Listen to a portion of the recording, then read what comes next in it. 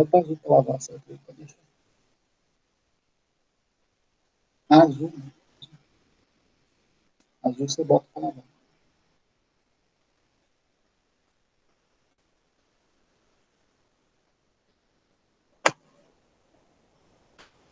Boa noite, pessoal.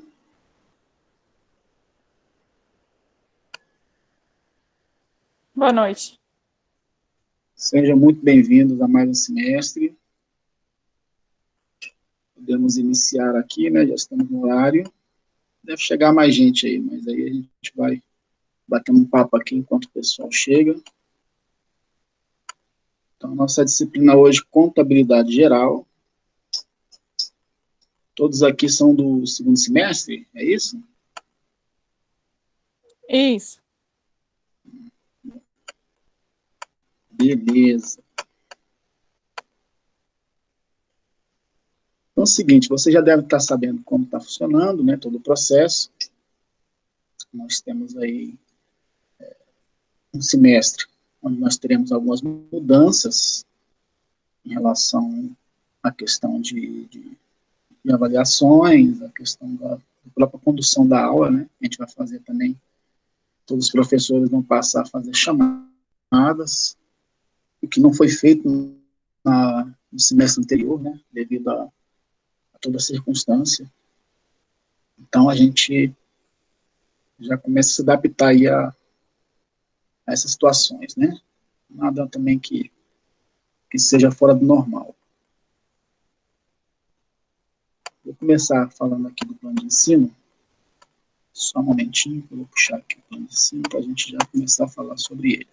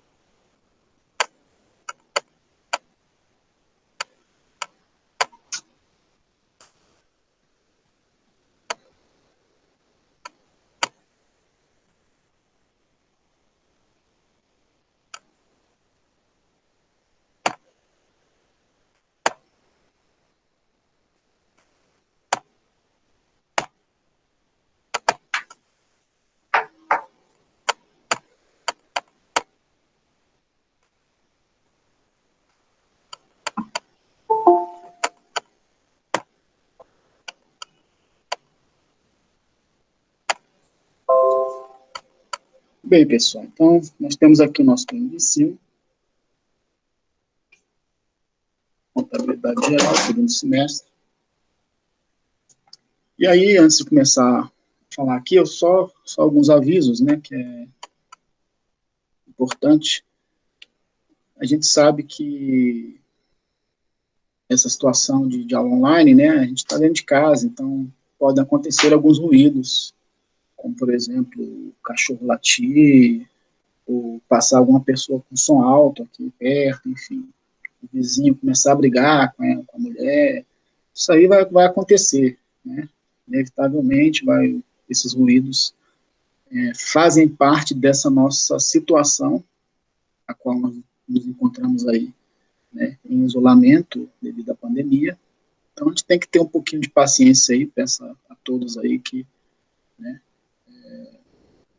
entendam essa circunstância, mas nada que não, de forma alguma, venha atrapalhar substancialmente a condução das aulas, ok?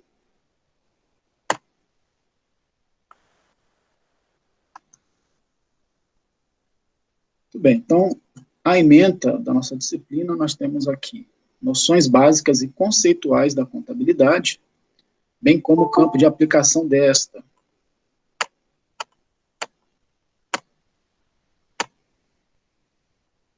Uma outra coisa também que causa interrupção é essa questão de ter que estar autorizando a entrada de cada um de vocês dentro de sala de aula. Então, já foi conversado com o pessoal da TI da faculdade para que eles possam estar arrumando uma forma de vocês entrarem na sala de aula, no dia que vocês tiverem aula, sem a necessidade do professor autorizar, certo? Então, com isso, nós evitaríamos aí esse transtorno de ter que ficar todas as vezes parando para poder voltar à tela inicial e aceitar o aluno dentro da sala, tá bom? Então, sempre que eu tiver que parar aqui também, é em razão disso também, né? De ter que estar autorizando a entrada de aluno dentro de sala. Então, vamos voltando aqui. Noções básicas conceituais da contabilidade, bem como o campo de aplicação desta. Períodos contábeis, limitações do método contábil, patrimônio das empresas, componentes patrimoniais, escrituração, diário, razão, fatos contábeis, tipos de lançamentos, regimes contábeis, inventário geral de estoques, balancete, apuração do resultado e balanço patrimonial. Então, essa é a ementa da disciplina de contabilidade geral. Nós temos a justificativa. O contexto empresarial exige que seus gestores tenham controle das suas atividades para o processo de tomada de decisão e maximização dos resultados. Nesse sentido, faz-se necessário posicionar o educando no ambiente contábil, fortalecendo os conceitos sobre a representação contábil na empresa, os relatórios contábeis, a contabilidade como instrumento de gestão empresarial.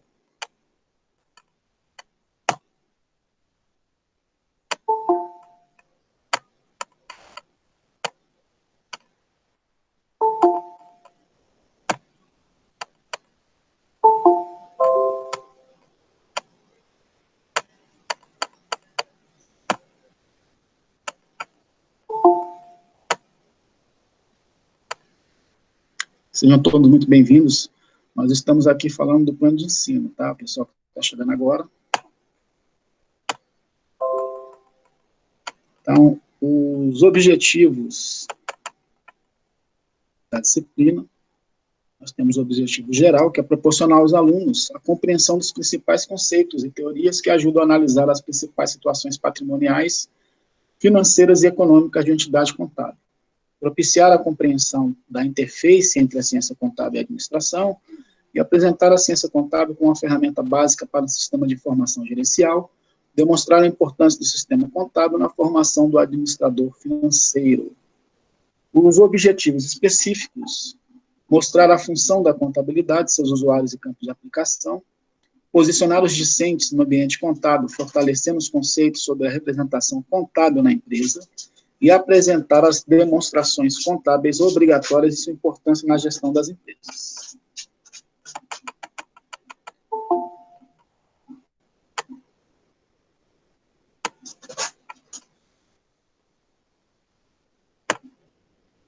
Temos ainda, como competências e habilidades a serem desenvolvidas, analisar criticamente relatórios e documentos financeiros e contábeis, colaborar proativamente com a qualidade do processo decisório, propor alternativas e soluções para melhorar as atividades da empresa, entender os processos e roteiros de contabilização das entidades inseridas no seu campo de atuação, com vistas à resolução de inconformidades e melhoria do processo decisório.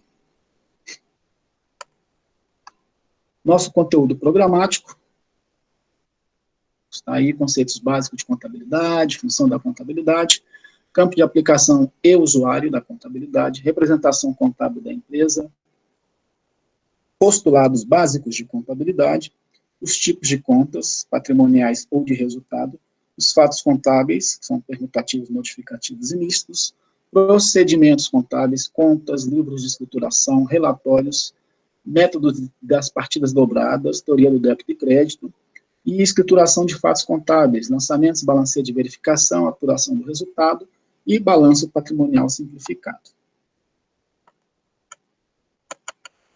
Temos ainda a demonstração de resultado simplificado aqui no final.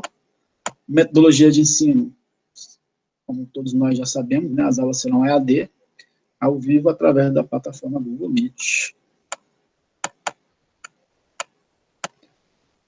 Como produção da unidade curricular, nós temos que, ao final da disciplina, o aluno deverá ter produzido um trabalho de conclusão da unidade curricular. Isso para o nosso para o final do semestre, na verdade, né?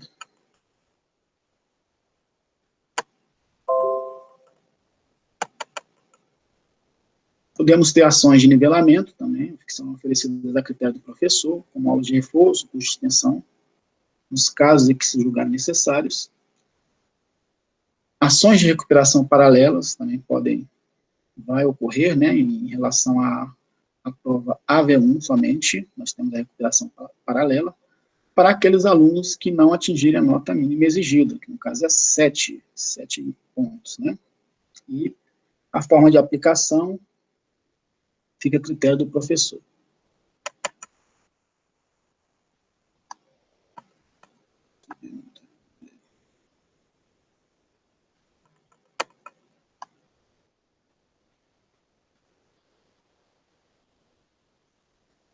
Se alguém tiver alguma dúvida aí, pessoal, pode falar, viu?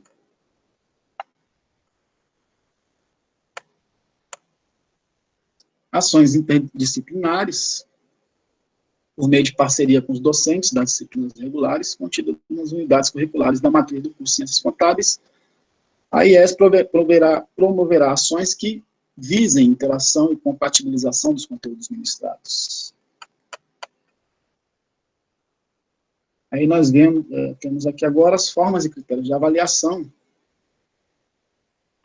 Teremos aí agora duas avaliações, né? Nós temos aí a nota do primeiro bimestre, nota do segundo bimestre, e também temos o exame final. Então, como é que ficará o nosso primeiro bimestre, pessoal? Nós teremos 7 pontos, referente a uma avaliação bimestral, composta de 7 questões objetivas, valendo 1 ponto cada, que será postada no Moodle e para ser executada no mesmo dia e horário da unidade curricular cursada, com duração de 2 horas, ok? Então, nós teremos uma prova ao final de cada bimestre, primeiro bimestre. A prova vai começar às 20 horas, terminando às 22 horas. Serão 2 horas de prova. Vocês vão fazer essa prova online, no próprio sistema. Então, no dia de cada unidade curricular, vocês vão lá acessar o sistema a partir das 20 horas, e aí vai estar disponível para vocês uma prova objetiva com questões de múltipla escolha, 7 questões, cada questão valendo 1 ponto. Teremos também 2 pontos referente a atividades formativas, exercícios, trabalhos, a critério do professor, e 1 ponto aos discentes que obtiverem assiduidade igual ou superior a 75% das aulas ministradas, certo? Então, perfazendo aí um total de 10 pontos para o primeiro bimestre. A recuperação será somente para atingimento da média exigida, então, não é possível para aqueles alunos que ficarem de recuperação, após a recuperação, obter uma média superior a 7. A recuperação é para recuperar a média mínima. Alguma dúvida aqui, gente, na questão da primeira avaliação, primeiro bimestre? Professor. Pois não. Porque eu fui tomar uma água, eu perdi. A V1 vai ter duração de 2 horas? 2 horas. Serão 7 questões objetivas, cada questão valendo 1 ponto. Parece que eu entendi o professor de ontem dizendo que a V1 seria disponibilizado no horário de aula. Eu entendi que seria das 19h15 às 22h. A solicitação, estou seguindo as regras da coordenação do curso, né? Então, assim, eu não posso responder pelo outro professor, mas o que foi passado em reunião para esse semestre, isso eu posso garantir para você, é que a prova deve começar às 20 horas, que é o que, na verdade, é o regimento da faculdade. Quando a gente está em aula presencial, também funciona da mesma forma, certo? Agora, se o professor fizer um acordo com a sua coordenação, não sei qual foi o professor, enfim, também não cabe a mim julgá-lo. Né? Professor. Pois não. Boa noite. A questão das provas é só 7 questões? Serão 7 questões objetivas. Aí, no caso, a média necessária são 7 pontos, que é a média. Nós temos mais 2 pontos, que são de atividades, que serão passadas ao longo do semestre. Presencial, né? atividades, trabalhos, exercícios, e mais um ponto de assiduidade. Beleza. Ok? Está respondida a questão aí da prova? Tá. Tranquilo. Entendeu? Aí vai do professor. Se o professor disponibilizar mais cedo e não tiver problema em relação à coordenação do curso, não sei, enfim, fica a critério de cada professor e também, né, dos seus acordos, do acordo que ele fizer. No meu caso aqui, o que foi me passado pela coordenação aqui deve começar às 20 horas e eu vou seguir, né? Se houver uma possibilidade, uma mudança de alguma coisa, depois eu posso até conversar com vocês, mas a priori nós ficamos dessa forma. No segundo bimestre, nós teremos aí, novamente, uma avaliação bimestral, composta de 7 questões objetivas, né, valendo um ponto cada, com o conteúdo do segundo bimestre, que também será executada no mesmo dia e horário da ser cursada, das 20 horas até as 22.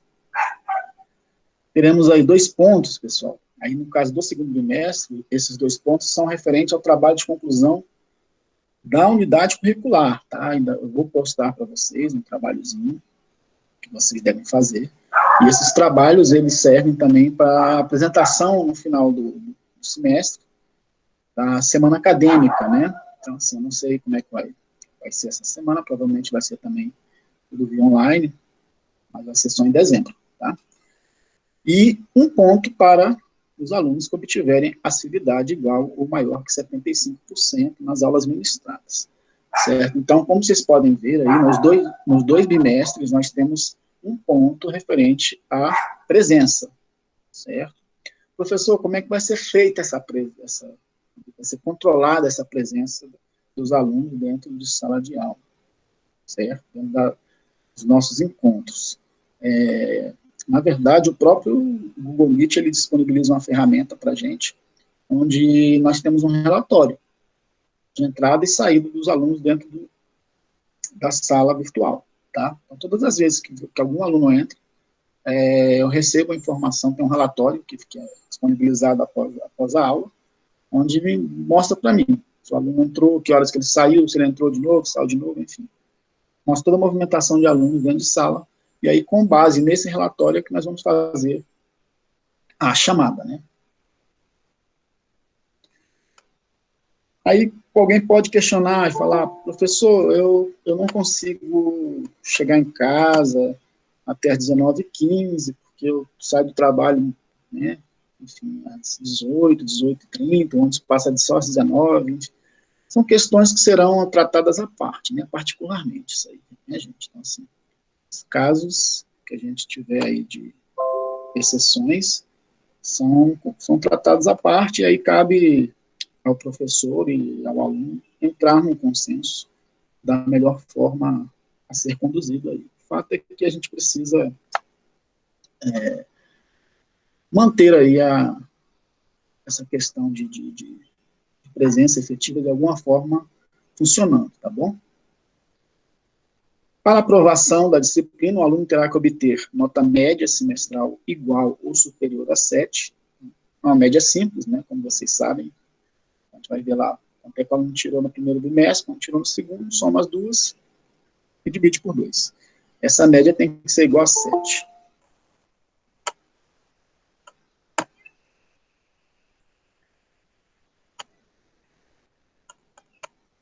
Exame final, né, gente? Então,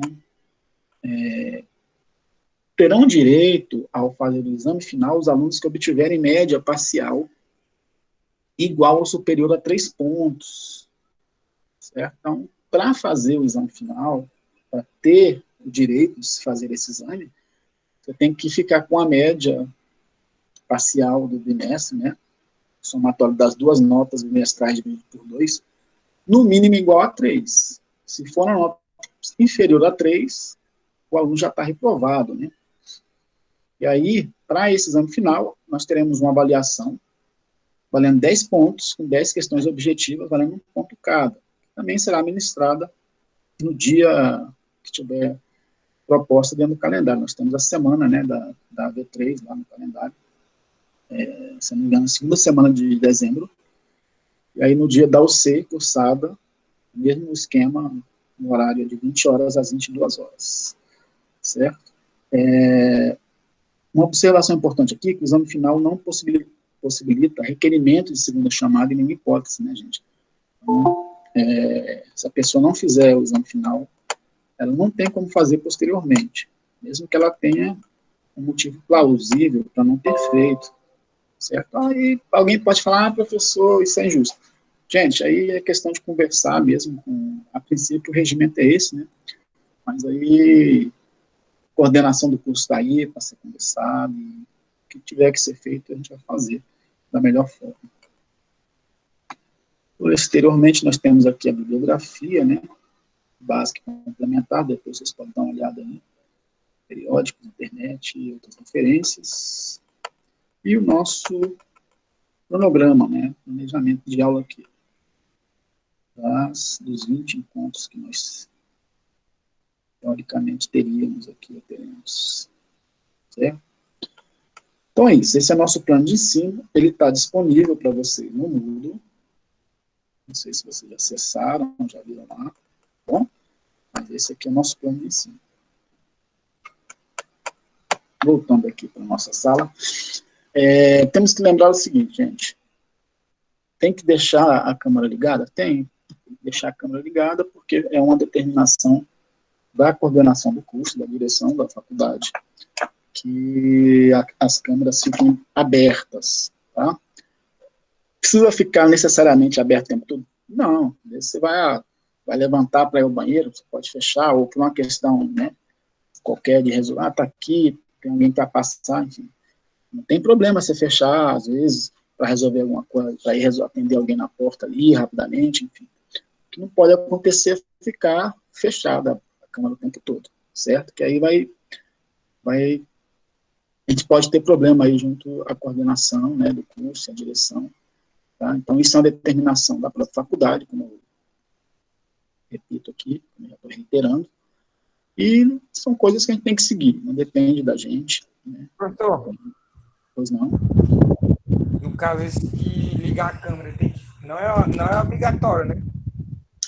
É obrigatório, pelo menos foi o que foi passado, entendeu? É isso que eu estou passando para vocês. No Mas caso, aí, se alguém tiver, por exemplo, a pessoa fez sei lá, fez uma cirurgia, não quer mostrar o rosto, está com a bochecha inchada, sei lá, gente, tem outras formas, né? Bota um pouquinho para cima, bota de lado, mas que pelo menos dê para ver que a pessoa está ali, né, na frente do computador, está acompanhando a aula, não precisa você ficar necessariamente, né, exposto ou expor a intimidade do ambiente de vocês, não é isso.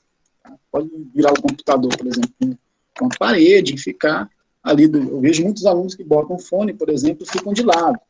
Né? Está com o fone ali e está de lado, às vezes, ali, justamente para a câmera não estar pegando outras pessoas que passem atrás, enfim. Existem meios da gente lidar com isso. O fato é o seguinte, que a gente tem que ter em mente que vocês são adultos, e a gente tem que, né, a gente tem que ter essa consciência de que mais importante que para mim, para vocês a aula. Então, a aula vai ficar gravada, vai, mas nós temos essa questão de um ponto de presença, enfim. E querendo ou não, gente, é interessante você participar da aula online, por quê? Porque você consegue tirar dúvidas pontuais suas. Às vezes você uma aula gravada, você não vai ter oportunidade de estar tirando uma dúvida que é somente sua, certo? Então, é interessante nesse sentido, a gente pode estar trabalhando de uma forma melhor, problemas pontuais aí, tá bom? Galerinha, é o seguinte, então, para quem chegou depois aí, meu nome é Adriano Trindade, eu sou professor da faculdade já há aproximadamente uns 7, 8 anos. Para quem não me conhece, né, não sei se alguém já teve aula comigo, já participou de outra disciplina, eu acho que sim, né? Porque eu ministro, inclusive, outras disciplinas também. Mas é isso, eu sou contabilista, né? E já tenho 20 anos de ensino, trabalhando na área de docência. Já trabalhei em diversas faculdades, não só na JK, mas não vou dizer todas, mas quase todas de Brasília, eu já, de uma forma ou de outra, eu já passei, já tive contato. inclusive no CRC também, ministrando curso. Esse sou eu, né? E a minha ideia aqui é justamente estar sempre tentando trabalhar da melhor forma com todos vocês e respeitando, né, as particularidades de cada um. Para quem já me conhece, quem já trabalhou comigo, sabe que eu sou uma pessoa muito acessível, né? Óbvio que às vezes, por exemplo, chega final de semana, às vezes está um domingo, né, um sábado, a gente não tem como estar respondendo todos os alunos no momento que manda mensagem, mas dificilmente no meio de semana, quando o aluno me manda mensagem no WhatsApp, eu demoro muito para responder. Se eu demorar, é porque realmente eu estou resolvendo algum problema, alguma coisa, estou dirigindo, enfim, coisas naturais, mas sempre que eu pego o celular, eu olho se tem mensagem, né, eu procuro sempre estar dando esse feedback, e eu acho que em relação a isso aí nós não teremos problemas. Eu só peço a todos vocês que não me mandem mensagem, pelo menos assim, no final de semana, né, a não ser que seja uma coisa muito urgente, porque a gente já trabalha muito, né, durante a semana, e essa nova fase que a gente está vivendo aí de pandemia, a gente está trabalhando mais. Os professores, está sendo muito mais trabalhoso dar aula online, como nós estamos dando nessas plataformas, do que nas aulas presenciais. Então, além de ser uma adaptação a todo um novo ambiente, exige muito mais atenção dos alunos. O tempo todo a gente tem que estar ali, né, atendendo, enfim. Mas é isso. Aí, quando chega no final de semana, eu deixo de ser professor realmente e passo a ser um cidadão comum. Então, se vocês não tiverem realmente uma necessidade premente, assim, evitem de mandar mensagem no final de semana. E se mandar, não tem problema, depois eu vou olhar também, vou responder, tá? Às vezes, não, vou mandar, porque senão depois eu esqueço. Beleza, só não vou dizer para vocês que eu vou estar respondendo essa mensagem no final de semana, porque também a gente precisa descansar, né? Bom, gente? Bem aí? Alguém quer falar alguma coisa a respeito do que já foi falado, do plano de ensino? Não? Beleza. Então, para iniciar aqui, né, já falei do plano de ensino rapidamente para vocês aí, depois vocês dão uma olhada lá, com calma. Eu vou passar um videozinho, né, é um videozinho de boas-vindas, obviamente, não é um vídeo muito longo. Gostaria que vocês assistissem. Ele é um vídeo que tem um caráter muito mais motivacional, certo? Aquele vídeo mesmo para a gente começar aí com energia boa o semestre e conseguirmos aí desenvolver, né? Eu acho que às vezes é importante também a gente ter esse lado também, de buscar motivação, de buscar energia, porque está tudo tão complicado, né? Tudo tão difícil com essa pandemia. Então a gente não pode perder também o foco de estar sempre buscando essas questões aí para não ficar, né, enfim, atolado o tempo todo em situação de trabalho, ou de problemas, ou de família, que fazem parte também do processo. A gente precisa também respirar de vez em quando. Então, vou passar para vocês um videozinho, que ele é um videozinho de motivação, tá bom, gente? Espero que vocês gostem. E aí, quando terminar o vídeo, a gente já vai começar a falar sobre a contabilidade mesmo, tá bom? Tudo bem aí para vocês? Tranquilo? Estão me ouvindo bem? Tá, professor. Vamos lá.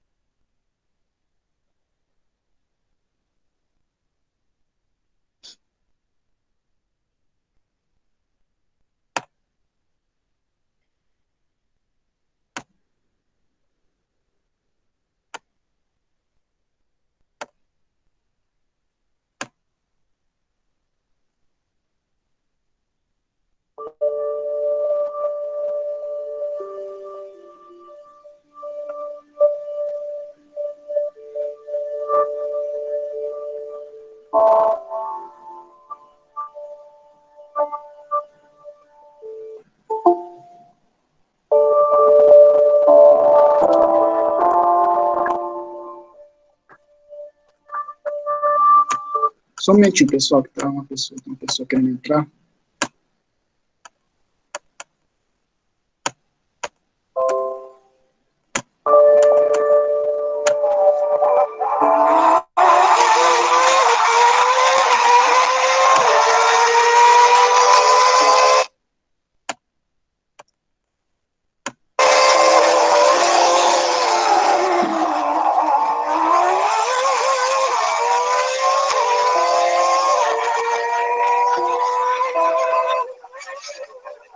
Professor, esse vídeo tá travando ou é a minha internet?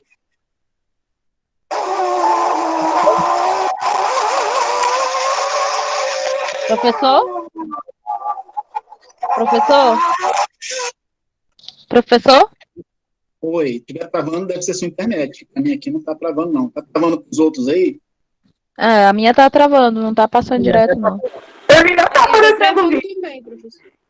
A minha tá normal. Tá normal? É. Pois é, galera, essas questões assim... No meu também tá travando. Certo. Como eu falei para vocês no início da aula, essas questões de travamento, né, elas podem ocorrer em razão do serviço de internet que é disponibilizado. Até a minha internet aqui pode travar, mas para mim aqui não está travando. Tá? E se não está travando para mim, teoricamente não era para estar travando para vocês. Tá bom? Então, se vocês estiverem com muitas abas abertas aí, pode ser que isso acabe prejudicando. Então, não sei como é que está o computador de cada um, tá? Mas se acontecer de travar aqui, eu chamo todos, né? Falo, ó, gente, travou aqui e tal, e paro o vídeo aqui. Beleza? Peço aí para o pessoal que está com problema, que tente fechar as abas, né? Se tiver outros problemas aí no computador, pode ser que seja isso, porque o Google Meet, às vezes, ele tem uma plataforma que ela pesa um pouco, tá bom? Vou tentar aqui, vou colocar aqui de novo, tá? Tudo bem aí, galera? Me ouviram bem aí, perfeitamente? Ouvi. Tá bom. Vamos ver se deixar a tela pequena se trava. Vamos deixar aqui para ver uma coisa. É mais fácil falar quantas vezes não deu mesmo morrer. Porque é óbvio que a gente faz o que gosta e tem uma certa experiência, tem a noção do que faz, conhece os limites, mas o perigo é constante, é óbvio. A gente está em altas velocidades, não depende só da gente, às vezes pode existir uma falha mecânica, como um incidente com outro piloto, enfim, muita coisa pode acontecer. E em certos momentos você sente que o coração vem até aqui, voltar, dar um fio no estômago, só que você aprende a conviver com isso. Eu acho que o piloto Fórmula 1, tu está fazendo isso constantemente, aprende a conviver com isso de uma forma diferente, não deixando que a emoção, no momento de perigo, tome conta do autocontrole. E dessa forma, diminuir a possibilidade de risco do descontrole. Mas o medo é importante. Eu tenho medo de morrer e de me machucar.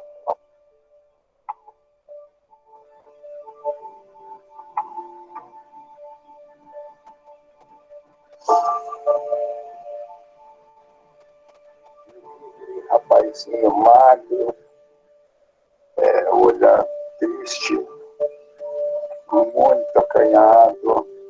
E eu, sinceramente, dentro de mim, veio aquele pensamento: o que eu estou fazendo aqui com esse cara? Né? Eu estava assim, horário para atender, não estava nem um pouco animado para atender aquele rapazinho tão magro, fraco e acanhado, meio medroso, assim, não sei. Mas quando ele falou que tinha um problema no coração, aí eu falei: bom, isso aí eu consigo.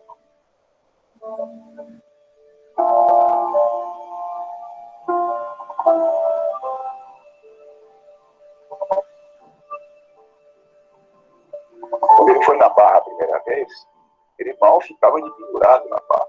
Ele não conseguia levantar o corpo. Muito franzino. Não, ele era muito fraco, muito frágil, criatura.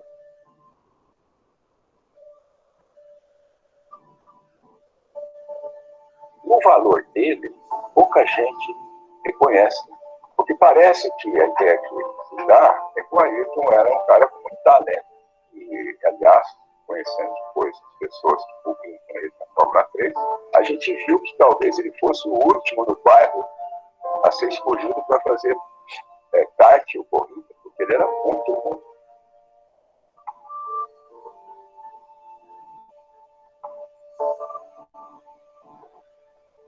Era péssimo piloto. Na chuva, então, olha, meus colegas diziam que ele chegava sempre depois do último, há muito tempo depois do último. Era a maneira que os colegas deles falavam, porque, coincidentemente, através dele, eu acabei conhecendo todos aqueles que corriam com ele naquele início de carreira. Então, a gente não tinha talento nenhum, ele não teve nenhuma facilidade. Não é aquela pessoa que acordou, foi lá e fez a pole position, conquistou tantas vitórias.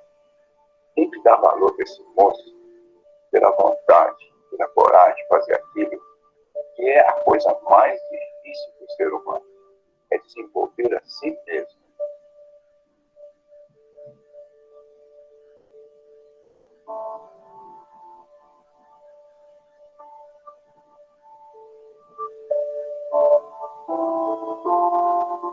Como é que você faz para dirigir tão bem na chuva? Tomei chuva, tomei muita chuva, viu? No tempo do kart eu tomei muita chuva. Olha, foram várias as vezes que durante a semana eu ia para Interlagos, saía da escola, meu motorista me buscava lá, meio-dia, com os karts atrás, na carreta, ia lá para a pista de Interlagos, terça, quarta ou quinta, passava a tarde inteira lá treinando. E se chovia, eu não parava para no box, aí eu continuava treinando. Mexia no kart, aprendi a ajustar e ia andar numa olhada. E uma coisa muito importante, que eu tenho certeza a maioria das pessoas não percebe, é que eu tenho ainda os 26 anos de um jovem com aquela força, aquela vontade enorme, né? Aquela garra, mas tenho a experiência de um piloto de 35, 40 anos, por eu ter começado tão cedo no kart, e por eu ter dedicado tanto tempo. Então, toda a experiência que eu adquiri no kart, para mim, a maior escola de automobilismo, foi enorme. Eu tive 15 anos de kart. E 15 anos, assim, profissional. Era um hobby, mas dedicado como profissional. E você chega a ficar animado quando você percebe que na prova vai chover? Você chega Não, o problema é um só. O problema é um só. É que toda vez que chove, o pessoal vai falar, olha, ele já ganhou. Vai ser beleza, barbado, né? E não é assim que é tudo. E na chuva, você não pode cometer nenhum erro. Um pequeno deslize e o carro não para mais.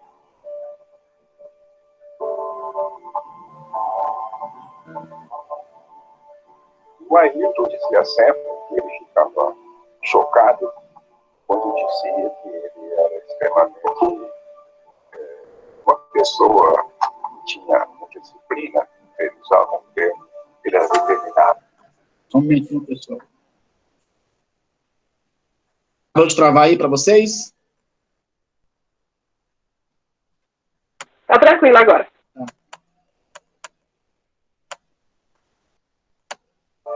Ele falava assim, mas que determinado, coisa nenhuma. É uma alegria, um encantamento, um prazer inacreditável estar aqui na Barra, fazendo essas acrobacias. Então eu não vejo aqui nenhuma determinação. Ele tinha um prazer incrível, porque ele conseguiu ser conquistado por essa força suprema, que é o desenvolvimento de todo o espantoso, glorioso potencial humano. You train your body to do what you want it to do, not what your body wants to do. So you put your body on the limits in many occasions, and you train your mind for the same thing, to do what you should do as a professional, as an athlete, as a sportsman, and not what your mind wants to do.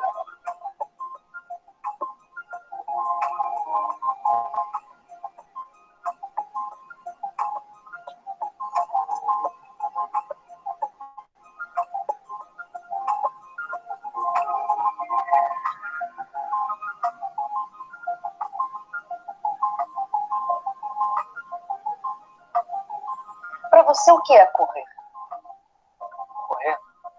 Bom, eu posso dizer que para quem começou com automobilismo com 4 anos de idade, nós conhecia como gente, o automobilismo passou a fazer parte da minha personalidade, era um hobby, mas se tornou uma profissão, e eu tenho o privilégio de fazer uma atividade onde eu me completa totalmente, onde eu gosto demais, me dedico com o maior prazer. E eu posso dizer que é uma atividade que me completa muito. E no momento, por exemplo, eu não conseguia me ver em qualquer outro tipo de atividade que não fosse automobilismo. Tudo está voltado para o campeonato. E de uma forma geral, toda a minha atividade pessoal e profissional gira em torno do automobilismo. Todos os meus planos de viagem, treinos, compromissos sociais, tem sempre alguma coisa a ver com o automobilismo. Então existe uma ligaçãozinha em tudo aquilo que eu faço com o automobilismo.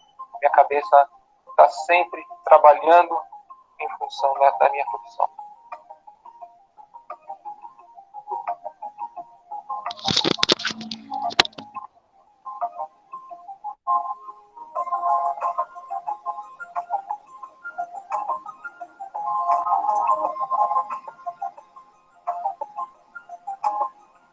Se você tivesse que definir o sucesso, de que forma você o faria?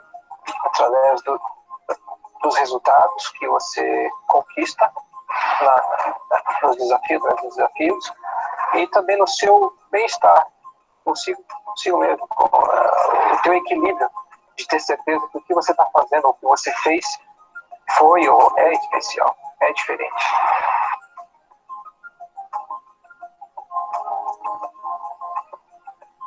Tento o meu melhor em tudo que eu faço, que é o meu temperamento. Não consigo fazer nada pela metade. Se eu me disponho a fazer alguma coisa, eu vou a fundo e dou o meu melhor. Isso é um conjunto, né? Foi uma coisa que veio crescendo comigo, o automobilismo faz parte da minha vida desde criança e é algo que veio gradativamente subindo e digamos assim, a associação da vontade, da determinação, a dedicação e muita determinação, né? Perseverança. Mais um segundinho, pessoal, rapidamente.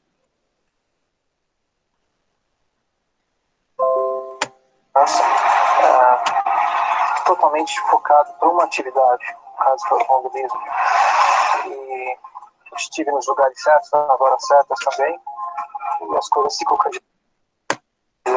Você acha que o piloto vai desenvolvendo com o seu carro a mesma afinidade, digamos, que um pianista? Sem dúvida, você treino a treino, prova a prova, vai aprendendo vários pontinhos fracos do carro, do equipamento, pontos fortes, e dessa forma vai aproveitando nos momentos críticos toda essa diferença. E principalmente correndo com outros pilotos também, você vai aprendendo a parte forte dos outros carros, a parte fraca. E vencer, muitas vezes, quer dizer exatamente isso, saber aproveitar o momento certo, os pontos fortes e fracos teus e dos outros pilotos.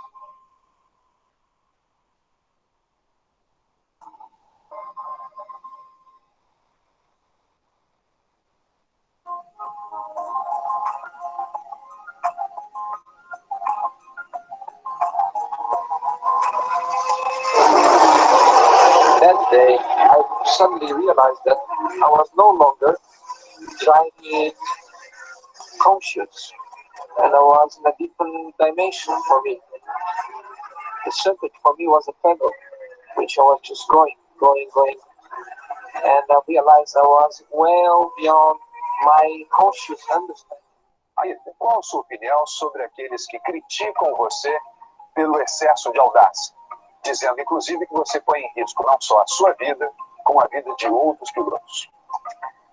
Não, existe uma coisa que faz parte do ser humano, que é a resistência quando alguém jovem chega em qualquer atividade, começa a crescer muito rápido. Eu acho que isso aconteceu mais ou menos na minha carreira. Então, não é desse ano, desde o início da minha carreira, já começou essa resistência que eu cresci muito rápido. E sempre fiz questão de deixar isso claro. Eu trabalhei com o tempo só realmente para dar uma circunstâncias. E dali você começa a criar uma série de barreiras e inimizades, né? Mas o que importa para mim é realmente eu ter tranquilidade, pai, naquilo que eu estou fazendo, ter certeza que o que eu estou fazendo é correto, respeito, de um fair play e conquistar os resultados. Porque só com muita luta você vai conquistar vitórias e recordes. Se você for bonzinho, não vai sobrar muito para você não. Moved to the inside line, going towards the first corner. I just chased him then, and he opened the gap.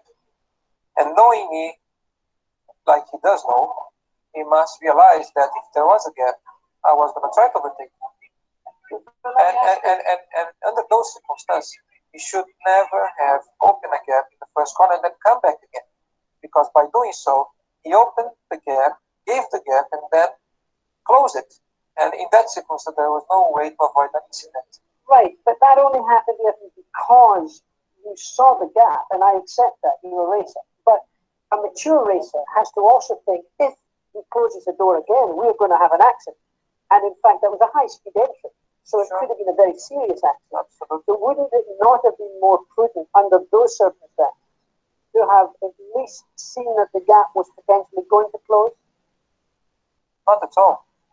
He was in a position where he could never, under no circumstance, put his car anywhere near mine in a difficult position. Because if we happen just to touch, and have a wing damage or a wheel flat tire, he had everything to lose. So, and under those circumstances, my understanding was that he would never move against me in the first corner. And I was very surprised when I found myself with him moving the car over mine. So in that case, you were calculating that he would give way, that he would let you through. Of course, he would not close the way he did. From the moment he made the initial move, he would not come back and close the door again. A calculated risk. Of course. Okay. Let me ask you another difficult question. If I were to count back all the world champions, and after all, this is the 500th Grand Prix, that if you totaled up all of those great champions, the number of times they had made contact with other drivers, that you in the last 36 months or 48 months have been in contact with more other cars and drivers than they might have done in total. I find amazing for you to make such a question, Stuart, because you are very experienced. You know a lot about racing. And you should know that by being a racing driver, you are under risk all the time. By being a racing driver means you are racing with other people. And if you no longer go for a gap that exists, you're no longer a racing driver. Because we are competing. We are competing to win. And the main motivation to all of us is to compete for a victory. It's not to come third, fourth, fifth, or sixth.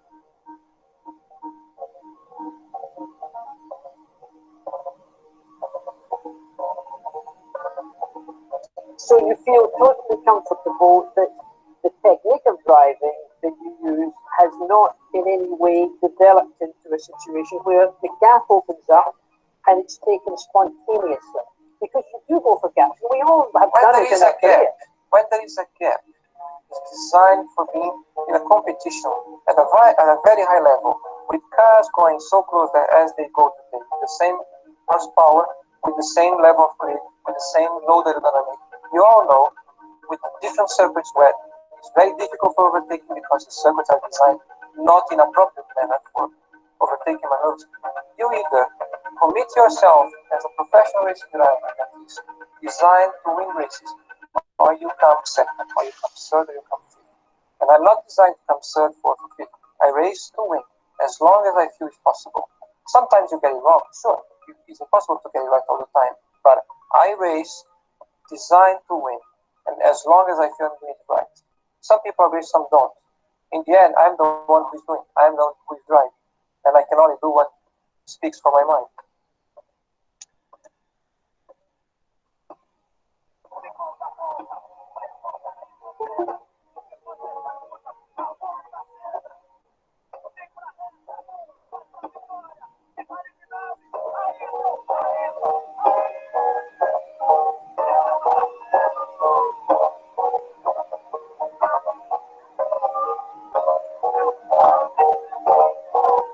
O que aconteceu de fato nessa corrida? Senna, como é que você chegou a essa vitória?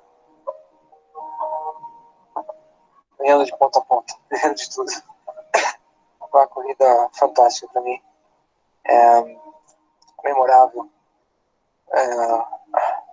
É um dia que vai ficar na minha memória por toda a minha vida, com certeza. Eu tive uma corrida muito difícil no início, com problemas de pneu. Depois, mais tarde, com o segundo jogo de pneu, o Mansell andava bem mais rápido que eu, mas eu tentei jogar um pouco com ele até que eu consegui me livrar dele um pouco. E meu problema passou a ser o câmbio. Começou a pular a quarta fora, da metade da corrida em diante. De repente, eu perdi totalmente a quarta, faltando 20 voltas no final. E aí foi quase o fim para mim, porque eu, para mudar as marchas sem poder passar pela quarta, eu tinha que fazer um esforço tremendo no braço. E com isso, além de perder tempo, eu comecei a ter um desgaste muito a mais do que eu poderia ter, já com o desgaste acumulado da corrida. E eu comecei a ter dores no pescoço, no ombro e nos braços. E aí, de repente, eu fiquei sem a quinta, sem a terceira, nada funcionou, faltando 8 voltas no final. E a única marcha que entrou foi a sexta. Eu tentei mudar aí umas marchas para em ponto morto. Aí eu coloquei a sexta e fui em sexta, as últimas 7 voltas. E na reta tudo bem, mas nas curvas lentas era quase impossível guiar o carro.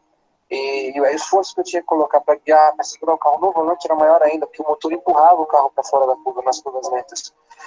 Além disso,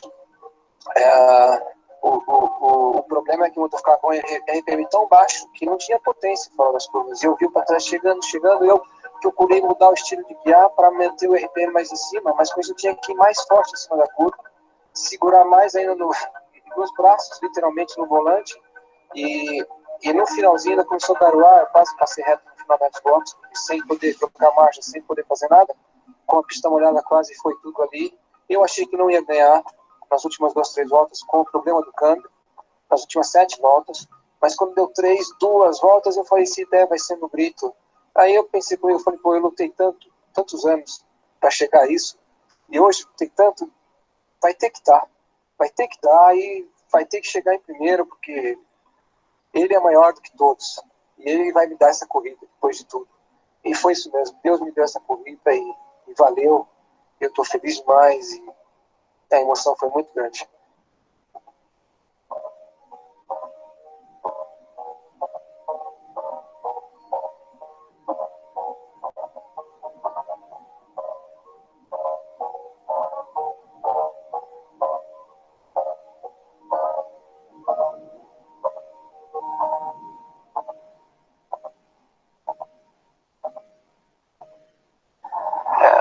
Seja o papai, a mamãe, a vovô, a vovó, a criança ou o adolescente, talvez eu tenha passado muitas realizações, muitos desafios, muitos sonhos de uma vida maravilhosa, uma vida de sucesso, uma vida de diversões,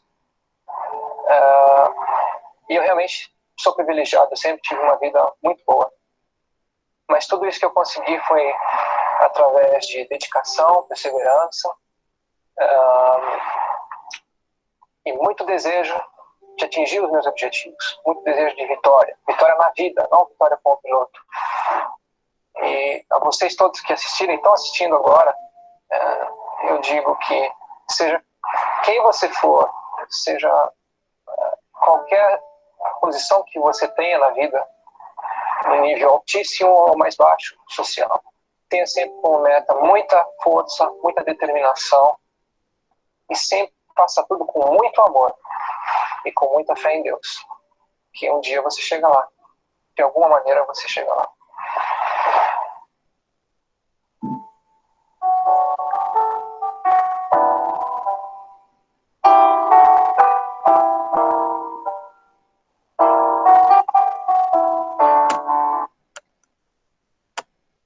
Bom, pessoal, é isso aí. Espero que vocês tenham gostado do vídeo. Assim, a gente às vezes não entende certas coisas, porque que a gente está passando por diversas situações, às vezes. Eu sei que pode não ser o caso de alguns de vocês aqui, mas os resultados que nós temos hoje são consequências de fatos que nós vivemos no passado. Então, tudo que vocês plantarem hoje, tudo que vocês busquem como objetivo, depende das ações que vocês se propuseram a fazer, certo?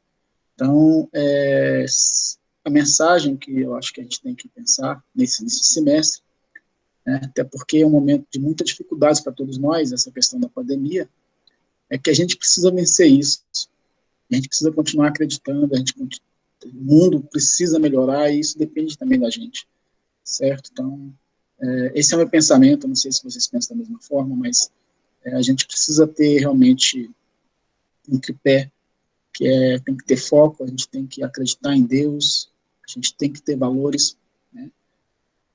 Porque senão a pessoa perde totalmente o chão, né? Isso aí são questões que cabe a cada um de nós estar sempre refletindo, que a gente sempre pode ser melhor e a gente precisa acreditar no futuro, mas também precisamos ter paciência, porque as coisas não acontecem do dia para a noite, certo? Mas com fé, com determinação, com força de vontade, com foco, eu tenho certeza que seja, assim como a Ayrton falou lá no vídeo, né? Seja o que você seja, de onde você veio, se você está determinado a chegar a um objetivo, você vai chegar, certo? Então, essa é a mensagem que eu vi, né, esse vídeo, por isso que eu resolvi passar para vocês. Eu espero que vocês tenham gostado. Enfim. E é isso, vamos para frente agora, vamos tocar o semestre. Tudo bem, Flávia, seja bem-vindo aí, sem problemas que chegou atrasado. Tá? Depois vocês podem acessar o vídeo, eu vou disponibilizar para vocês esse vídeo, e aí quem chegou atrasado pode assistir desde o início, tá bom? Alguém quer falar alguma coisa, gente?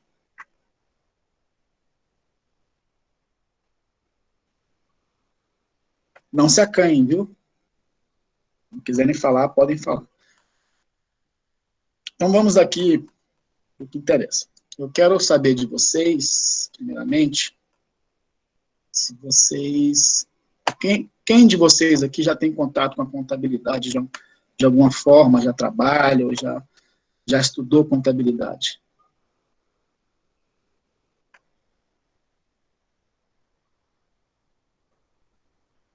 Professor, Oi.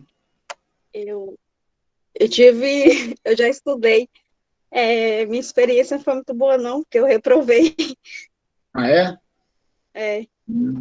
Tá bom. Perdi nos razonetes, nas receitas, nas despesas, fiquei meio perdida. Mas acontece, né? Estou firme nesse semestre. Espero que eu aprenda de verdade. Rafael está dizendo que reprovou também, teve mais uma pessoa que falou que também reprovou aí. Gente, isso aí é normal, né? Mas aí é um novo semestre, é uma nova metodologia, é um novo professor. Então, eu espero que vocês se adaptem bem à metodologia que eu vou passar para vocês.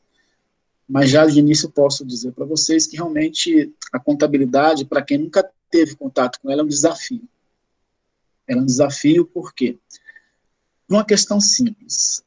Primeiro, porque a contabilidade ela pode ser considerada como estudo de uma segunda língua. O que significa isso?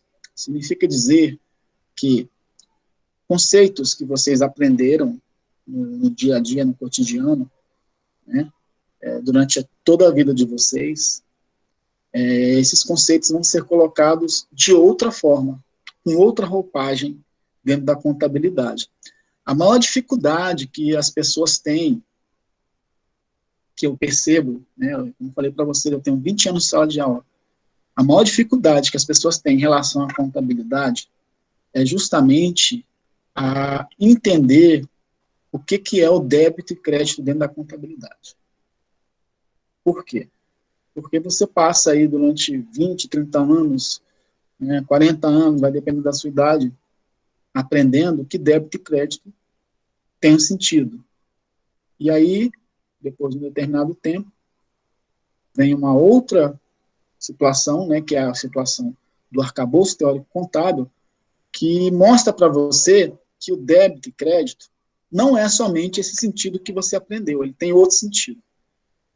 E as pessoas têm como maior dificuldade, como maior barreira, entender justamente, se desprender desse conceito anterior que ela tinha, de débito e crédito, e aprender esse novo conceito de débito e crédito. Então, se vocês tiverem a consciência, primeiramente, de que você está aprendendo uma nova linguagem, uma nova roupagem, em relação àquilo que vocês já conhecem. Vocês vão, com certeza, ter maior facilidade para entender o sistema contábil. Por quê? Porque a teoria do débito e crédito contábil é a base de praticamente tudo dentro da contabilidade. Quando eu falo tudo, eu estou falando de lançamentos, né, de procedimentos contábeis, porque a linguagem que a gente utiliza é justamente debitar e creditar, que não é o mesmo sentido que vocês estão acostumados, que vocês já viram durante toda a vida de vocês. Então, hoje, eu vou já entrar nessa aula de hoje com essa provocação e já começar a tentar quebrar, a gente vai quebrar, com certeza, essa barreira, esse paradigma que você tem em relação justamente ao entendimento do débito e crédito. Tá? Eu conheço muitas pessoas que falaram para mim já, que tiveram aulas de contabilidade e tentaram entender, mas não entra na cabeça o débito e crédito. Isso é muito normal. Tá? Mas com um pouquinho de empenho, com força de vontade, com perseverança, você vai ver que você vai entender. É só uma questão de você saber se colocar à frente de um novo conceito perante algo que você já tinha como conceito anterior, entendeu? Então, assim, eu sei que o débito, para mim, no meu cotidiano, ele serve para esse entendimento, mas na contabilidade ele tem outro entendimento. Eu tenho que saber fazer a diferenciação dessas duas fronteiras. Quando a gente parte para o mundo da contabilidade, a gente tem que trabalhar essa teoria de débito e crédito totalmente à margem daquilo que a gente utiliza no nosso cotidiano. Então, esse é o primeiro ponto que nós precisamos focar. E aí, a partir do momento que você consegue enxergar isso com maior clareza, o resto é basicamente estudo, né? Porque qualquer tipo de disciplina você precisa estudar para você conhecer, para você aprender, para você fixar o conteúdo. E aí é mais realmente vontade do que inspiração, certo? Então, vou trazer para vocês aqui agora um slide que eu até postei já no Moodle para vocês, tá? Não sei se vocês chegaram a ver, que é a aula que nós teremos hoje. Deixa eu até baixar aqui.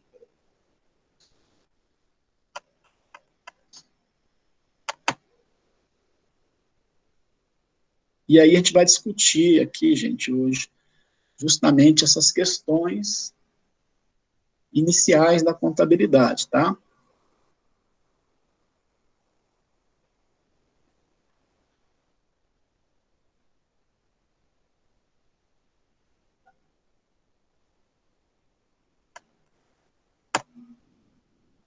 Vocês estão vendo o slide aí na tela?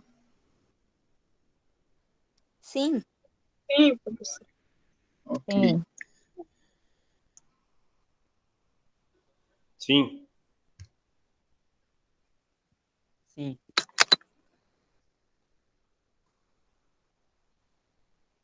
Então é isso, galera. Ó, sem desafios não há crescimento. Né? Todo desafio, ele traz um crescimento, ele traz um novo ordenamento, ele acrescenta algo para a gente, certo? Primeira coisa que a gente tem que lembrar, e vamos que vamos, o semestre agora é tocar o barco, e daqui a pouco a gente está em dezembro, e mais o semestre vai ser vencido com êxito, tenho certeza disso. Vamos começar aqui falando um pouquinho sobre a história da contabilidade, tá?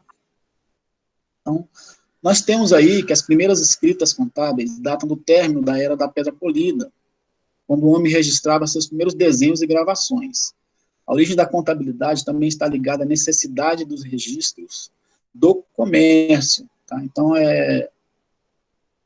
a questão contábil, gente, como o próprio nome diz, o que é contabilidade? É controle, é contar, né? E uma preocupação do ser humano, uma preocupação premente do ser humano desde o início da sua existência, é justamente registrar, ou guardar, ou resguardar o seu patrimônio. Assim como nós temos o comércio também, dando desenvolvimento ainda muito maior a essa necessidade de controle patrimonial, certo? A primeira coisa que a gente tem que pensar é o seguinte, que a contabilidade, ela é uma ciência que tem como objeto de estudo o patrimônio das entidades, da empresa. Eu acho que eu vou colocar essa tela um pouquinho menor, que aí vocês conseguem me ver também no... Deixa eu só arrumar essa. Vou ficar só slide aí para vocês conseguirem me enxergar também aqui. Só arrumar a configuração aqui. Eu também vejo vocês, né? Fica melhor.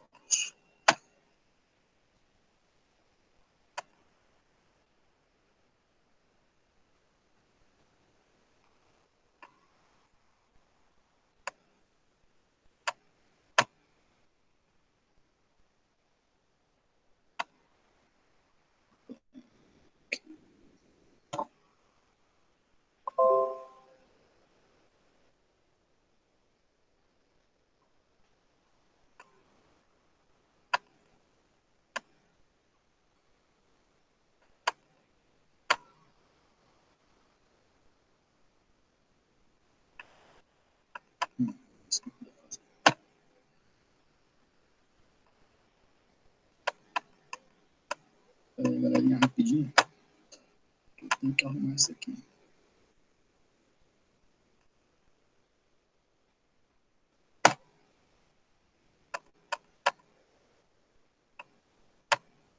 Eu não sei se eu vou conseguir fazer isso aqui agora. Vou deixar aqui do lado a tela e continuar enxergando vocês. Deixa eu ver.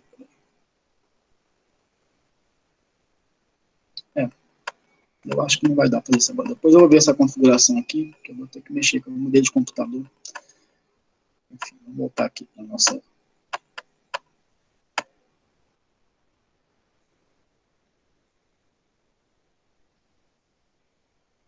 Não é essa.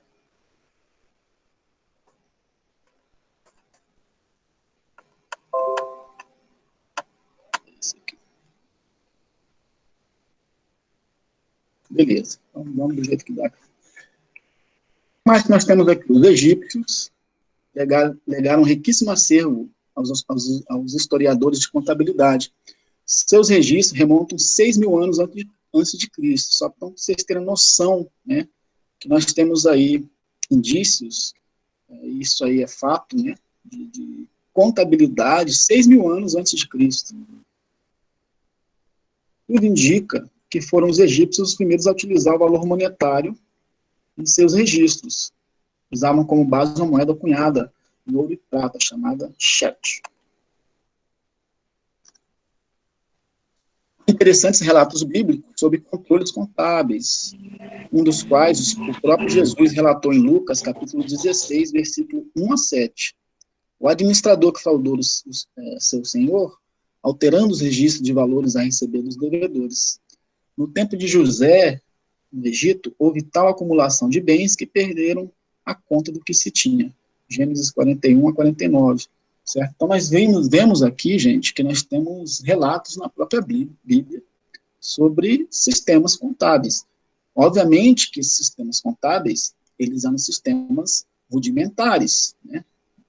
Baseados naquilo que existia em termos de tecnologia da época, que, obviamente, não é a mesma contabilidade que nós temos hoje, né? Mas já era uma contabilidade, ainda que seja uma contabilidade rudimentar. Nós temos ainda que o pilar básico da contabilidade, que são os registros e controles da riqueza ou do patrimônio, enquanto sustentado pela forma peculiar de registro, hoje universalmente aceito e praticado, denominado método das partidas dobradas. Então, vocês vão saber, vocês vão conhecer isso ao longo do semestre, né? Quem já teve contato com contabilidade sabe o que eu estou falando. Quem não teve ainda vai entender que nós temos um método chamado método das partidas dobradas, e esse método ele é importantíssimo, né? Ele é a espinha dorsal da ciência contábil. Existem divergências quanto à origem desse método das partidas dobradas. O primeiro registro literário contábil foi elaborado por Frei Luca Pacioli em 1494, consolidando o método das partidas dobradas. Então, veja bem, gente, aqui nós temos, em 1494, pessoal, fecha aí o microfone de vocês, tá? Em 1494, nós tivemos aí um frei matemático, frade, na verdade, chamado Luca Pacioli, que ele foi o primeiro a escrever sobre o método. Não foi ele que inventou esse método, tá? Ele apenas escreveu, consolidou através de uma obra matemática que ele escreveu. Luca Bartolomeu de Pacioli foi um frade franciscano e célebre matemático italiano. É considerado o pai da contabilidade moderna, por ser o primeiro a registrar o método das partidas dobradas em uma obra literária. Certo? Então, só deixando claro que o método das partidas dobradas já existia, e o frade Luca Pacioli, ele simplesmente registrou, ele foi o primeiro a escrever um livro, que nesse caso continha essa informação, que era o sistema das partidas dobradas. Alguns historiadores contábeis retomam a obra Liber, a base de Fibonacci, 1202, como um dos documentos mais antigos que trata das partidas dobradas. Mas não são ainda provas concludentes, tá? Então, existem aí algumas divergências, né, de que ainda antes do Luca Pacioli, o Fibonacci, no ano de 1202, já tinha registro, tinha registrado o método das partidas dobradas, certo? Mas ainda não foi devidamente comprovado. Realmente podemos verificar que em vários lugares do mundo, entre os anos de 1200 a 1400, produziram-se registros contábeis por partidas dobradas, desde os quipos do Império Inca até os gravetos de bambus do Império Chinês. Então, existem diversos indícios em locais diferentes, de povos diferentes, de indícios de existência da utilização desse método de partidas dobradas. Professor. Não? Não está aparecendo os slides. Você não vai mais pôr? Não está aparecendo? Não. Eu estou aqui falando aqui, achando que está aparecendo. Espera aí que eu vou colocar aqui.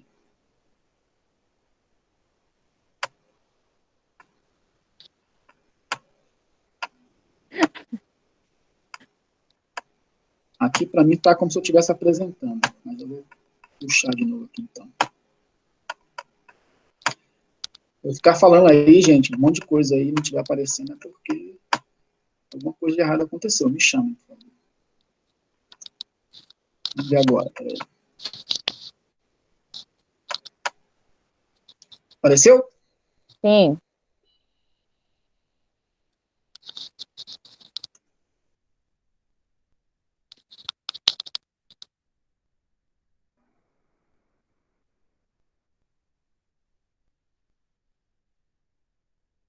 Continuando aqui, né? Estava falando aqui para vocês sobre a questão do registro do método das partidas dobradas, e eu, obviamente, vou explicar para vocês posteriormente, né, depois, o que é uma partida dobrada. Nós temos aqui que um outro grupo de historiadores contábeis sugere que o aparecimento das partidas dobradas é mais antigo que esses espaços registros encontrados. Existem estudos que buscam comprovar, por exemplo, que a matemática desenvolvida pelos povos da Mesopotâmia entre os anos de 2800 a 1880 a.C., dão suportes lógicos para embasarem a opinião de que as partidas dobradas surgiram na Mesopotâmia como forma de registro contábil. Então, só para vocês terem noção, né, que existem diversas teorias diferentes em relação ao surgimento, ao aparecimento e ao registro do método das partidas dobradas, que é a base para a contabilidade moderna. A contabilidade é considerada uma ciência social aplicada. Gente, muita gente acha que a contabilidade é uma ciência exata. Não é verdade. Tá? A contabilidade é considerada uma ciência social. Ok? Então, são as ações do ser humano que modificam os patrimônios. É isso que se entende por ciência social. Ok? A contabilidade não é considerada uma ciência exata. Aí nós temos como uma teoria que é utilizada para entendimento justamente do método das partidas dobradas, da teoria do débito e crédito, tudo isso que eu venho falando para vocês até o momento, que é a teoria patrimonialista, gente. A teoria patrimonialista serve de base para a contabilidade atual e cujas ideias e teorias foram definidas por Vincenzo Masi, né, que faz parte, um estudioso da contabilidade da escola italiana, e ele definiu o patrimônio como objeto da contabilidade. A primeira coisa é justamente lembrar qual é o centro de estudo da contabilidade. O patrimônio.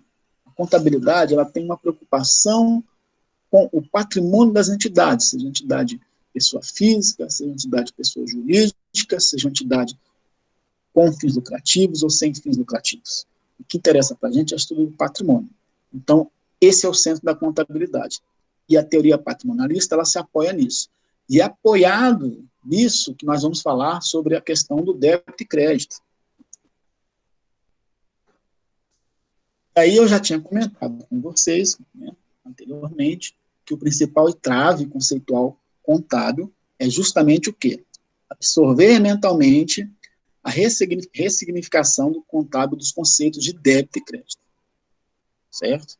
Então, o que é o débito e crédito? Vocês já sabem, já tem na cabeça um conceito de débito e crédito. Vamos agora pensar o seguinte, que esse conceito de débito e crédito não é o mesmo conceito que vocês conhecem no dia a dia. Tá? Então, se eu pudesse mudar essa palavra débito e crédito na contabilidade, eu mudaria, justamente para não nem criar essa confusão. Colocaria outro título para os dois, certo? Mas é débito e crédito, a gente vai ter que tratar como débito e crédito. Mas são palavras que trazem conceitos diferentes. É isso que eu quero deixar claro para vocês, né? Então, a primeira coisa é, o que você entende por débito e crédito não é a mesma coisa que nós temos que entender na contabilidade. Ok? Então, vamos para os conceitos gerais utilizados no dia a dia e fora do contexto contábil, né?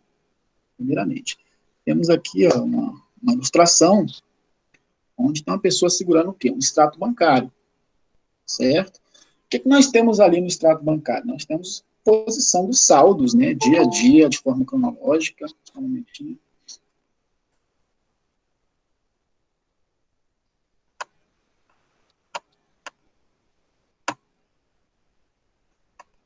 Tudo bem até aí, gente? Estão conseguindo acompanhar? Sim. Sim, se der uma travada aí no tic-tac, vocês falam, vocês gritam aí, professor, peraí, volta aí, e a gente volta, tá bom? Importante que vocês entendam o que está sendo falado.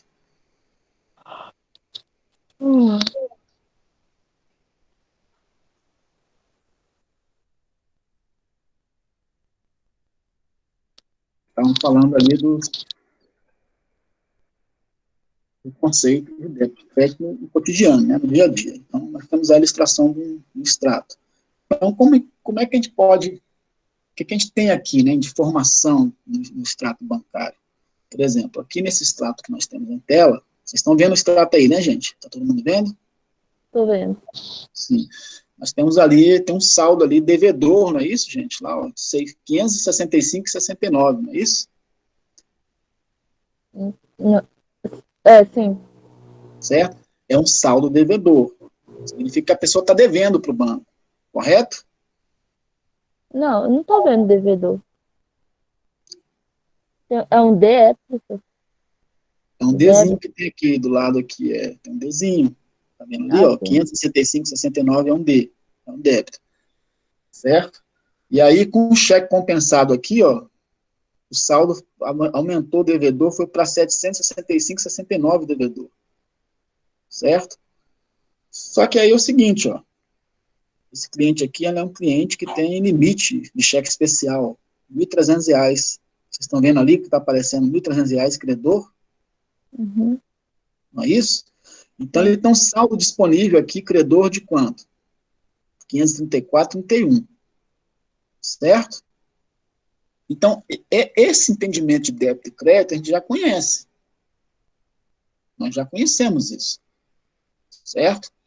Então, está dizendo o seguinte, ó, que você tem um saldo devedor, certo? Mas como o banco ele te disponibilizou um recurso aqui, ele te disponibilizou R$ 1.300, está disponível aqui, ó, como limite de cheque ouro, o seu saldo disponível ficou credor ainda, né? Ficou credor em R$ 534,31, certo?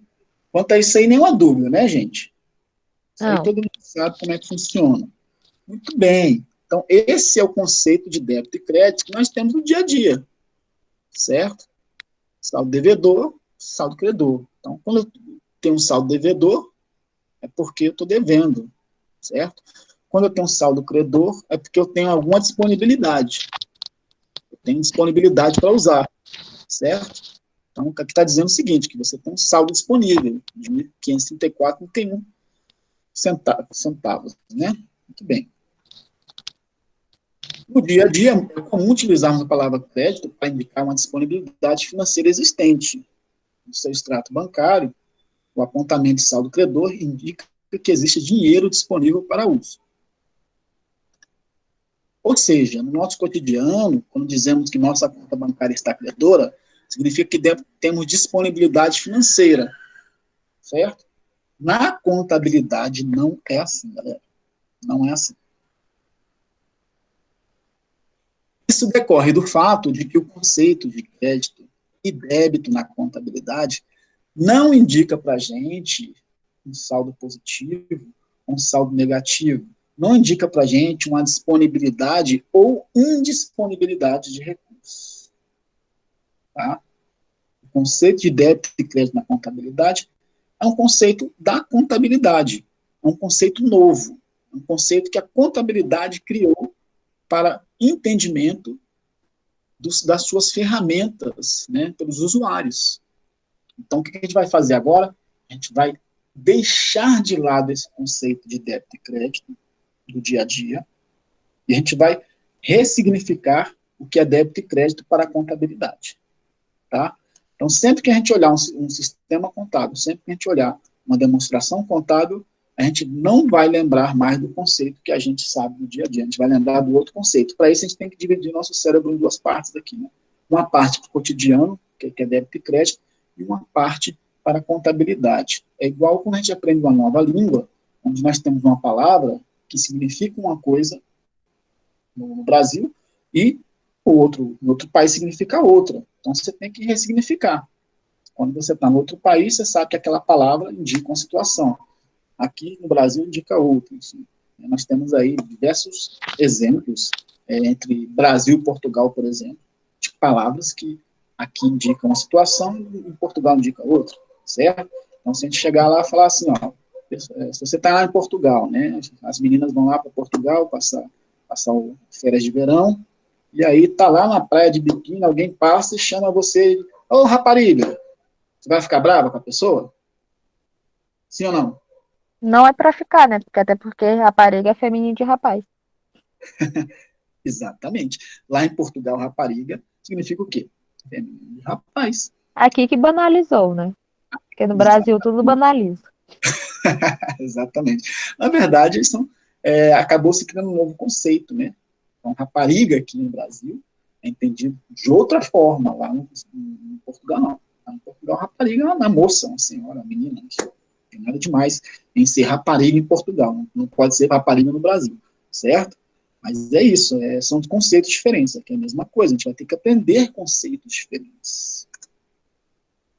Então, gente, na contabilidade, considera-se credor, aí agora a gente vai entrar no conceito de débito e crédito na contabilidade. Então, muita hora nessa calma, hein, gente? A gente tem que ter atenção aqui. No momento que vocês entenderem isso aqui, vocês vão sentir que vocês vão ter bastante facilidade no entendimento de tudo que vai ser falado, inclusive em relação ao método das partidas dobradas, né, a estrutura das demonstrações e por aí vai. Então, olha só, na contabilidade considera-se credor aquele que tem direito a receber algo, ou algo que lhe pertença de forma permanente, sem possibilidade de devolução. Certo? Então, quando a gente fala de um saldo credor na contabilidade, a gente está falando, se referindo a alguém que tem direito a receber alguma coisa, ou a gente está se referindo a algo que pertence a alguém, de alguma forma, de forma permanente, sem possibilidade de devolução. Certo? Então, o que significa isso, gente? O que significa isso? Olha só. se vocês comprarem um carro financiado, certo? Comprou o carro financiado.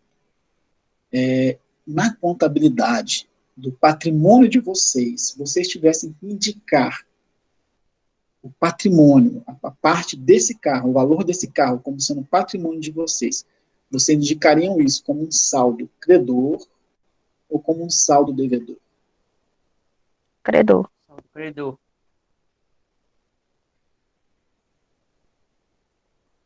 Todos concordam com isso? Sim. Sim? Ok, muito bem.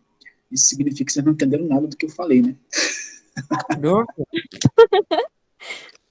Talvez. Faz parte também no processo de aprendizagem, considera-se isso também. Vamos ler atentamente o que está sendo falado aqui nesse slide, olha só.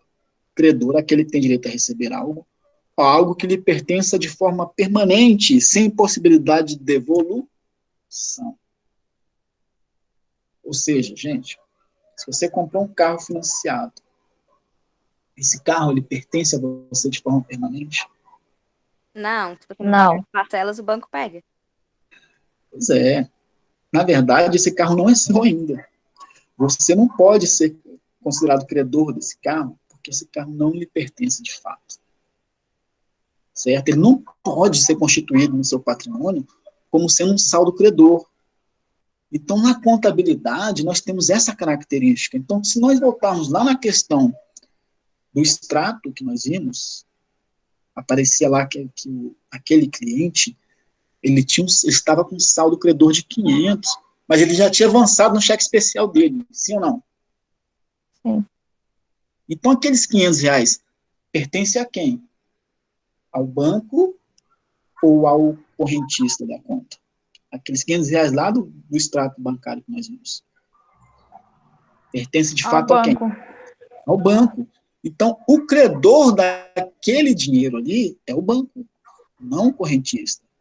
Certo? O saldo está indicando um crédito para ele, mas o credor daquele recurso não é ele. Então, aqui a gente indica o credor pensando sempre dessa forma, certo? Quem é o real detentor desse direito ou desse bem?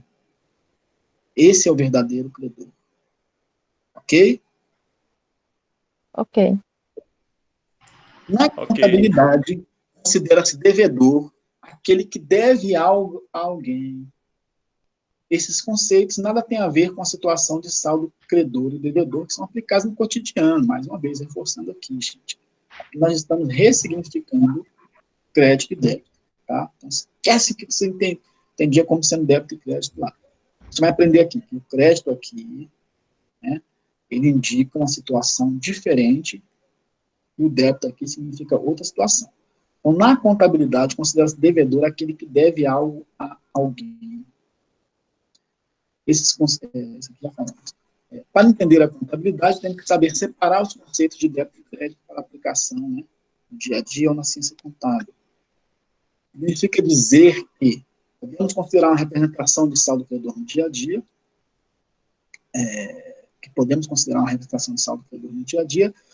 e que pode ser representado como devedor na contabilidade, certo? Então, o que é credor lá no dia a dia pode não ser credor aqui na contabilidade.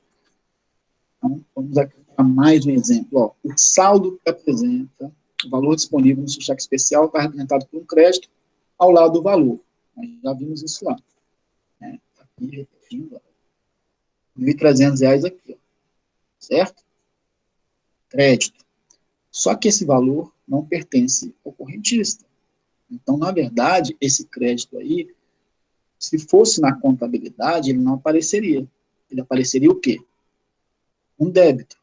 Então, o limite de um cheque especial dentro do patrimônio de uma pessoa na contabilidade, ele é representado por um débito.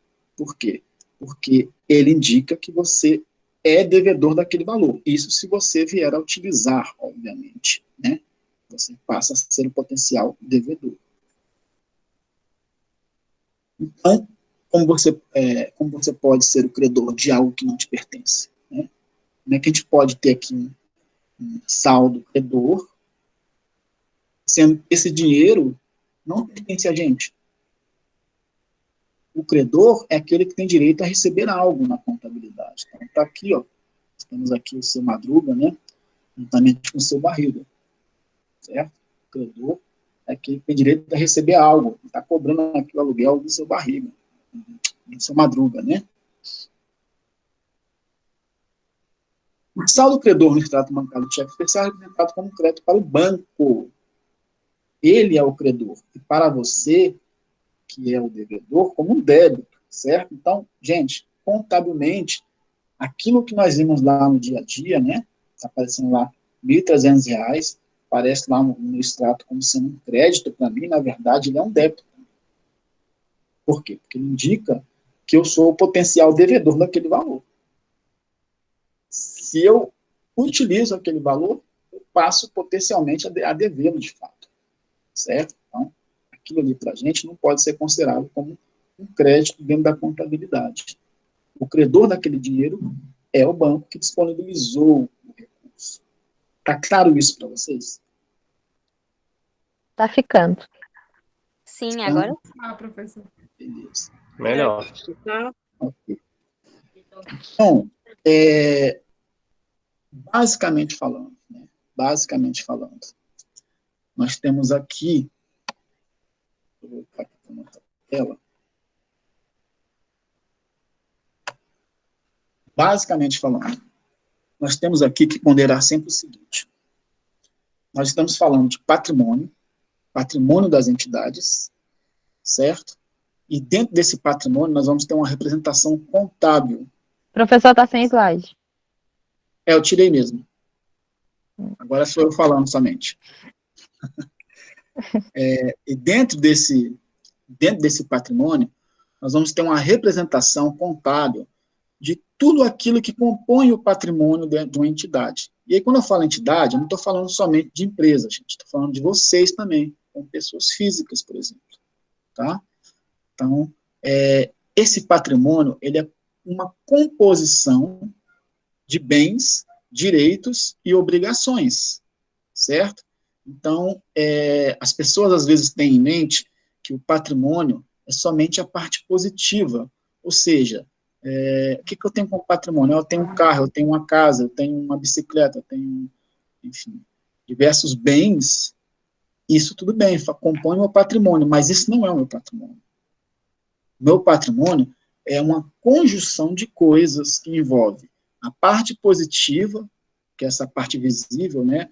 Carro, televisão, moto, geladeira, enfim, diversas coisas que compõem o patrimônio, mas eu tenho que lembrar também que eu também tenho as obrigações que estão vinculadas a esse patrimônio, ou não, e essas obrigações também precisam ser consideradas. E, obviamente, que aí a gente pensa uma questão, que é a questão do patrimônio de forma líquida, certo? O que é o patrimônio líquido? O patrimônio líquido nada mais é do que a diferença entre tudo que eu tenho, positivamente falando, de bens, direitos, certo? Diminuído daquilo que eu devo. E aí nós vemos frequentemente as pessoas falam, nossa, eu estou falido. Quando a pessoa fala que está falida, ela está falando do quê? Que ela deve mais do que ela tem, em termos de patrimônio. Certo? Então, o que vale mesmo pela contabilidade é a composição do patrimônio como um todo, onde, quando eu pego lá a minha parte positiva, né, todos os meus bens e direitos, e diminuo das obrigações que eu tenho, seja com quem for, o que restar para a gente é que, de fato, é o patrimônio. Nós chamamos de patrimônio líquido, certo? Então, se eu tenho um patrimônio de 1 milhão e eu devo 800 mil, o meu patrimônio líquido é 200 mil, certo? Esse é o meu patrimônio real. Não é o que eu tenho de somente representado por bens e direitos. Eu tenho que considerar o que eu devo também, certo?